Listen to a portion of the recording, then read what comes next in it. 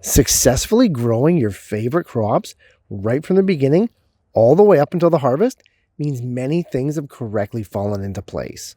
And while some aspects of gardening may be beyond our control, learning from and not repeating mistakes is not. Hi, I'm Jeff from the Ripe Tomato Farms, and welcome to another episode of the Garden Quickie, the show where in 2 minutes or less, we try to eliminate all the mistakes.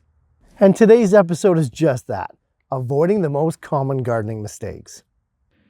For this video, I've picked out 3 of the big ones. If you're just starting out on your garden journey and you want an easier path to food self-sufficiency, learning from the mistakes of others is a great way to get a head start. As always, time's short, so let's dive right in. Mistake number 1 to avoid before you even get started with your garden is improper bed size. In the case of raised beds, bigger isn't always better, both in height and square area. The taller you go with raised beds, the higher the cost of soil to fill it with that you're going to face, at least initially. And for area, going too big means you're going to have a tough time reaching the middle.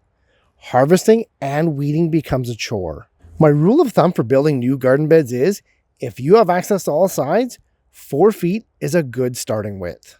If not, stick to 2 feet wide and save your back. The second biggest mistake to avoid is improper watering, both in quantity and frequency. New gardeners will frequently water their crops, often daily. In the ground or in pots, this can have a real negative effect on your plants. Watering too frequently and not enough will cause your plants to have shallow root systems and not dive deep into the soil. They're not going to be able to do their job and anchor the plant properly, and they won't be able to withstand drought or warmer temperatures nearly as well. Water deeply and thoroughly, but less often, and your plants will respond much better. And try to water in the morning.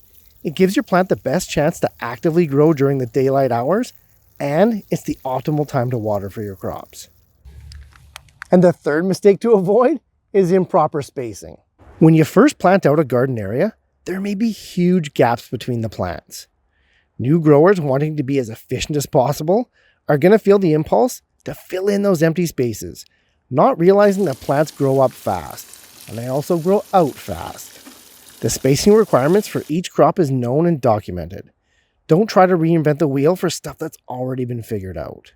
Gardening can be frustrating at times when things don't go our way, but having the ability to learn from others' mistakes and prevent them before they even happen should help you become a better grower. Know what else should help all of us become better growers?